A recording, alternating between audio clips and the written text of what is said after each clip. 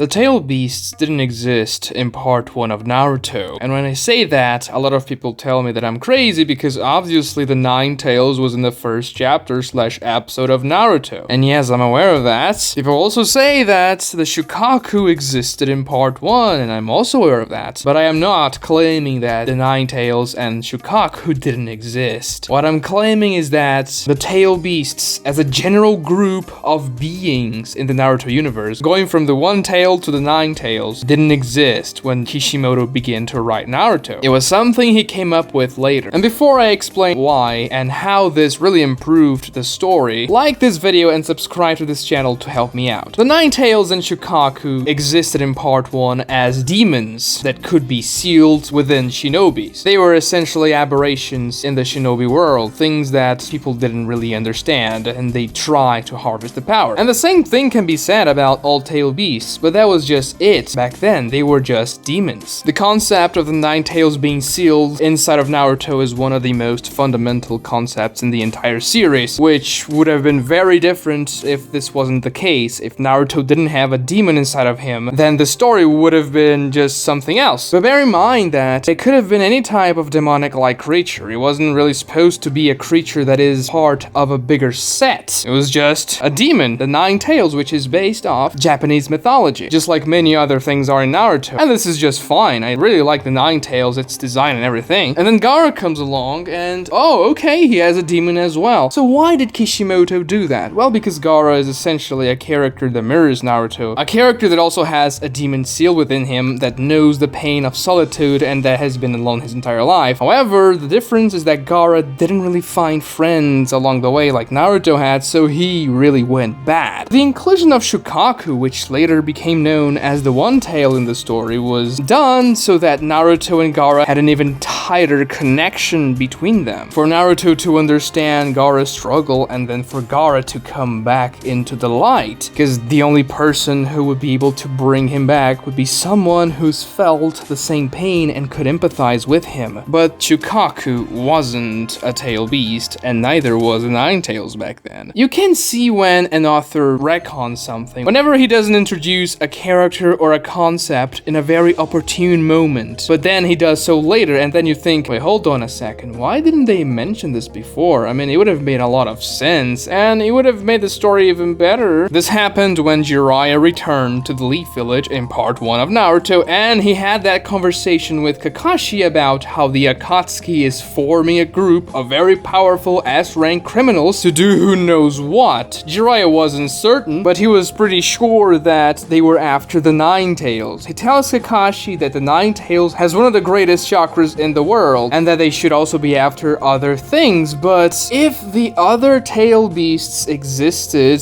back then, if Kishimoto hadn't come up with them later, this would have been the moment to introduce them. It wouldn't have taken that much longer at all for this to be explained. Jiraiya could have simply said that there are more tail beasts other than the 9 tails, from the 1 tail to the 9 tails, and the Akatsuki was after all of them. But then Jiraiya says some really vague things like the Akatsuki is after forbidden jutsus. It doesn't get into any specifics. Just think about it. These are among the 2 most intelligent ninjas in the Leaf Village. If they knew that the Akatsuki was after the 9 tails, they would come to the conclusion that it's very possible they would be after the other tail beasts. It's just very simple logic. And the fact that they don't mention the tail beasts whatsoever in that conversation says that the concept of the tail beasts wasn't a thing at that point in time. And then all of a sudden in Naruto Shippuden, Jiraiya and Kakashi are masters of the tail beast lore. Of course, I'm exaggerating here, but they know what the tail beasts were and they openly talk about it. If the tail beasts had been introduced back in part 1, the audience could speculate, oh, what happens when you get all of them? This could have been a very interesting mystery point for the story, which wasn't really done, because Kishimoto hadn't really thought about that before. Also, nobody ever refers to Gaara's monster/demon as the 1 tail. Everyone uses the real real name, which is something odd because it's the only time it happens. Up until when Naruto learns the Biju names in Naruto Shippuden. Nobody ever called any tailed beasts by their names except for Shukaku. Even B, who was the A-Tail's best friend, didn't call him Gyuki. He called him A-Tails or Hachi-san. But back in part 1, everyone's calling Shukaku Shukaku instead of one tail. And this is because Shukaku wasn't really a tailed beast. He was just Shukaku. It just so happens that, oh, hold on, Shukaku had one big tail. He can be the one tail. It doesn't contradict the story one bit. Sure, you could say that not introducing the tail beasts in part 1 was kind of a missed opportunity, but still, when they are introduced, when Deidara and Sasori go after the one tail, Gaara's Shukaku, it opens up a lot of different possibilities. Now there are all these monsters that seem to be part of a similar set. What does that mean? How is this gonna work? What if the Akatsuki actually gets all the 9 tail beasts? What's gonna happen? The story of these massive chakra creatures expanded from just the connection between two kids with demons inside of them could make because they were the only ones who felt it, to something that encompasses the entire world of shinobi, that runs deep into the lore of Naruto, and I really find that interesting. The tail beasts are an allusion to atomic bombs. They are extremely powerful, quote-unquote, artifacts that can be used by ninjas to inflict the most possible damage, and they are difficult to control. Only a handful of ninjas were ever able to do so, Naruto being one of them in the end of the series. And the connection between these tail beasts and the Akatsuki, the main antagonists of the series, is also quite interesting. Another piece of evidence for this not really being planned out of the gate was that Shukaku wasn't really that powerful. Naruto was able to contain Shukaku's power when he was 12 years old, and Shukaku was actually pretty relative to Gamabunta, who got absolutely one-shotted by Pain alongside his other two massive frog friends. Pain wouldn't be able to simply Shinra Tensei a Biju away and that's it. So Shukaku wasn't really supposed to be as powerful as the Nine Tails. So much so that when Gaara used the full power of Shukaku, Naruto only had to use a little bit of the Nine Tails' chakra to win the fight. They weren't equally matched. And of course, this remained the same in Naruto Shippuden. Even though people like to say that this isn't the case, it is very much the case. The more tails a tail beast has, the stronger it is. The Nine Tails is the strongest of the tail beasts, and the 10 Tails, which is the amalgamation of them all, is obviously much stronger. So yeah, the one tail is the weakest, and by a very long margin. If Kishimoto had planned this from the start, it is very safe to assume that all tail beasts would have a much more similar power level, though the Nine Tails would most likely still be the strongest because it is the tail beast of the main character. Also, why would characters such as Orochimaru, Hiruzen, Kakashi, Guy, who by the way saw a partial transformation of Shukaku in the tuning exams arena, never really say, oh, hold on, this is the One Tail? Because they would definitely know that the Sand Village is in possession of the One Tail, and they would certainly be able to put 2 and 2 together and say, okay, this Gaara kid is the son of the 4th Kazekage. It's safe to assume that he is probably the Jinchuriki at this point, because we also have a Hokage-san in our side that's also a Jinchuriki. And this is never mentioned in part 1. Also, the concept of a Jinchuriki itself is never mentioned, and this would be something interesting to introduce early on. We only learn Naruto is a Jinchuriki in the first arc of Naruto Shippuden, but we've known he was the host of the Nine Tails since the first page of the manga. Why wouldn't anyone ever call him a Jinchuriki? They begin to do so in Naruto Shippuden. Obviously because Kishimoto hadn't really thought about that part of the story. And this is not a fault in Kishimoto's writing. Writers very often make up things as they go. He had to write 20 manga pages per week, so it is very understandable that you cannot really plan 700 chapters in advance. The story shifts according to what Kishimoto wants to say. The expansion of the world into the tail beast was quite interesting, and it opened a lot of possibilities into the narrative. The only downside was that it eventually led to Kaguya and the Otsutsukis. But that's a story for another video. Watch this video right here for more content like this. If you've enjoyed this video, please subscribe to this channel, like this video, and thank you so much for watching.